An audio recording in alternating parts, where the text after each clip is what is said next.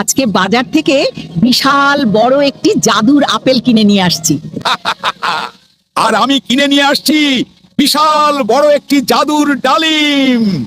আপেলটা কেটে ফেলি। হায় আল্লাহ, আপেলের ভিতর থেকে ইঁদুর বের হচ্ছে কেন? এবার আমি কেটে দেখি কি হয়। আরে, ডালিমের ভিতর থেকে তো একটি পরী বের হলো। আমি হলাম সোনালী পরী। আমি তোমাকে অনেক অনেক সোনার কয়েন আর কোটি কোটি টাকা উপহার দিচ্ছি। আর তোমার এই পুরাতন বাড়িটি বিশাল বড় একটি রাজপ্রাসাদ বানিয়ে দিলাম। আরে এটা কিভাবে সম্ভব? আমার বেলায় 1 আনা, বুড়োর বেলায় 16 আনা। আমাকেই কিছু করতে হবে। এই তো সুযোগ। পরী ঘুমিয়ে আছে।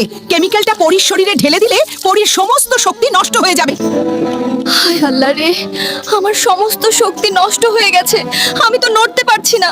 হায় আল্লাহ রে, আমার পরীটার এই অবস্থা হলো কিভাবে রে? বন্ধুরা, তোমরা কি কেউ দেখেছো?